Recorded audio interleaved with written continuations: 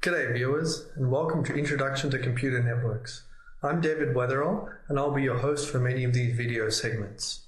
In this first segment, we're going to talk about the goals and motivation for the course. Okay, so as you can see here in this figure, we're all familiar with using different clients which make use of the network. These clients then talk to server computers across the other side of the network for some purpose, like using the web and so forth. What we have much less visibility into, because we can't see it directly, is what goes on inside the network. Well, that's precisely the focus of this course. Now, there are roughly 3 different kinds of courses you might think of as networking courses. At the lowest layer, communication courses look at how to send bits of information using signals. Building on this foundation, networking courses look at how to send packets of information across the network. And at the highest level, distributed systems courses look at how applications make use of the network. Our course is going to cover roughly this ground, which is to say we'll provide you with a classic networking course, but we'll also cover a little bit of communications and a little bit about how apps use the network, so you can see how all of these pieces fit together. We have 2 main goals for you in this course. The first goal is for you to learn how the internet works. When you do that, you'll gain a deep appreciation of, for instance, how what actually happens when you do something like simply use the web browser to look at a web page. There's a surprising amount of machinery which lies behind that simple application. Similarly, I expect many of you have heard of acronyms like TCP/IP, the DNS, HTTP, NAT, VPNs, 802.11, and so on and so forth. In this course, we'll tell you not only what they stand for, but tell you in detail how all of these different technologies work. Now, there are several reasons why you might care to learn about the internet. One is just curiosity. It's quite an astounding artifact in its own right. I'll talk about that in just a minute. A second is because of the impact that the internet has had on our world and continues to have. A third reason are job prospects. There is a lot of growth right now in engineering and computer science growths. Networking is definitely part of that. So understanding about networking in some detail is definitely good for your job prospects. So looking at the internet had very humble beginnings. It began as this small experimental network called the ARPANET around the beginning of 1970. This figure shows the evolution of the network topology, starting from a very modest 4 nodes in 1969, and then progressing as the topology becomes a little more complicated and nodes are added to this diagram. Here's a picture of the internet as it exists today, or around 2005. The internet has become an everyday institution. It's used at work, at home, on the go. We don't actually know what the topology of the internet looks like anymore. This picture is just a visualization using some of the best available data describing the internet. And it looks more like a star chart than any kind of network topology. This is the level of complexity we're dealing with these days. The internet has also had a tremendous impact on our society. Because of it, our society's actually changed and we do things differently than we would if we didn't have the internet. We now have easy access to knowledge with systems such as Wikipedia, whereas previously gathering knowledge used to be time-consuming or very expensive. We can easily participate in electronic commerce with systems such as PayPal, making electronic payments around the world. Even the way we meet people and stay in touch has changed with online dating services, as well as, of course, social networks to stay in touch with people. Different kinds of internet systems permit us to have discussions without censorship, systems such as Tor, even across international borders. And I guess that we could also add something like Coursera to this list, because the internet is changing the way we go about educating people in a pretty significant way. It's not just our society, but the internet has also had a tremendous impact on the economics of the world. It's really been an engine of economic growth. I've shown here just some examples of companies, and all of these big companies operate using business models which didn't exist before the internet, or they didn't really make sense without the internet. Google, for instance, provides advertising-sponsored search. That's its model for operating. It can do this because of the internet. Amazon is an online store, but it also operates by providing a long tail of inventory, something which isn't readily possible in a physical store. The internet also enables online marketplaces such as eBay, where clients and sellers can meet virtually before they conduct a transaction. And systems such as Amazon Mechanical Turk also allow us to crowdsource work by gathering a team of people in different places to perform a common set of tasks. Now, the second main goal we have for you in this network, in this course, is to understand the fundamentals of computer networking.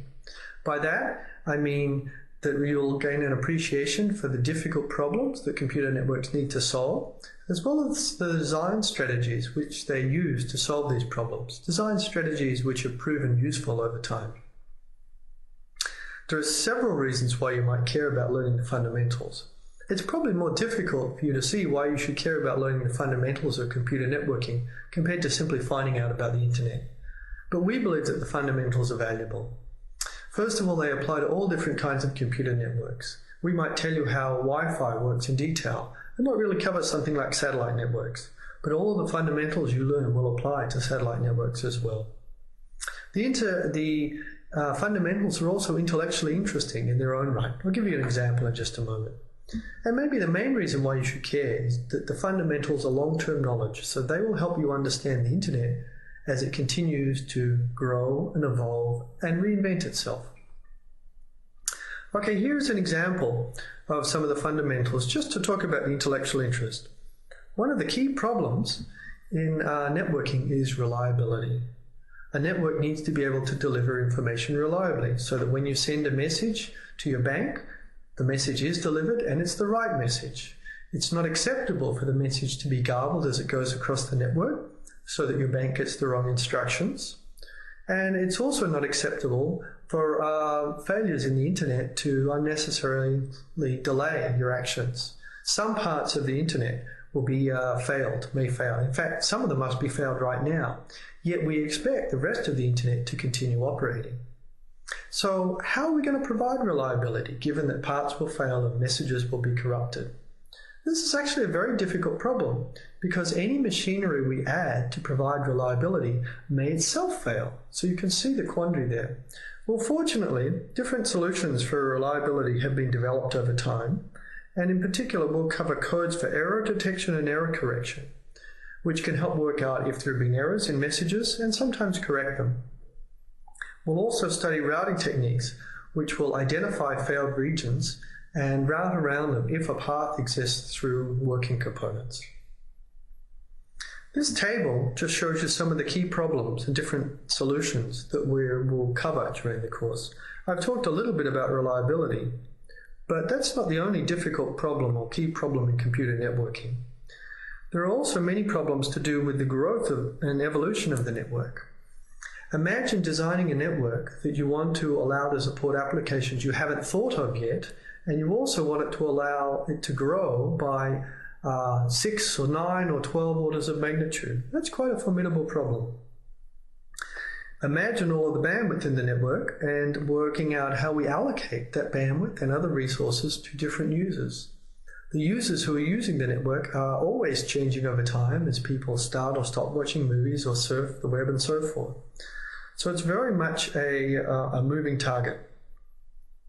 And finally, it's actually very difficult to design networks which are very open and easy to use for many purposes, which is key for innovation, but at the same time are hard to abuse, are secure in that sense.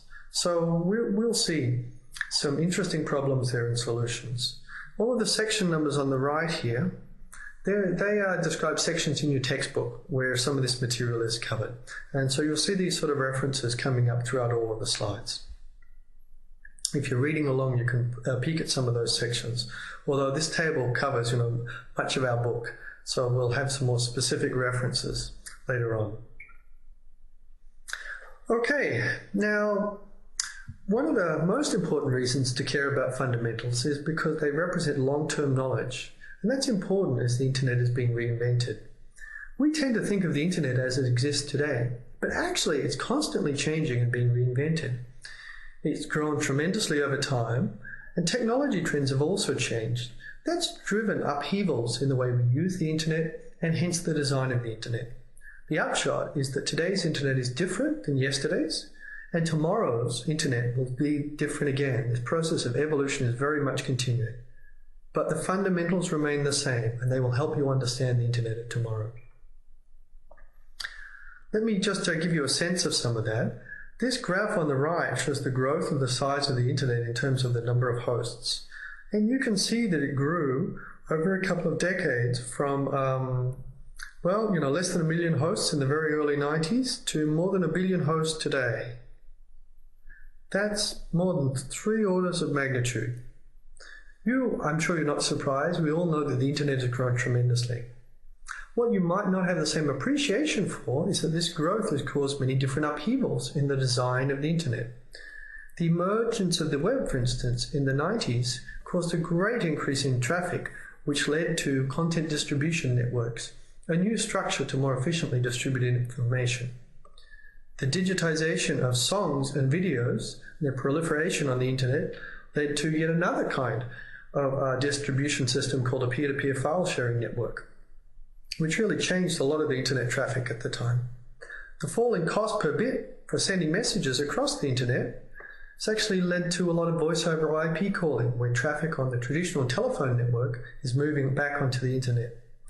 The explosion in the number of hosts has stressed some of the internal internet protocols, and because of that, we're on the verge of really rolling out the deployment of a new internet protocol called IP version 6 inside the network. And many wireless advances have led to a great proliferation of mobile hosts. These hosts are somewhat different than traditional hosts. They move and still expect to have network connectivity, so that's stressed the protocols in different ways. And finally, just to wrap up, I'll tell you one thing which is not a course goal, and that's to provide you with IT job skills, such as skills to configure a Cisco router, a la Cisco certifications.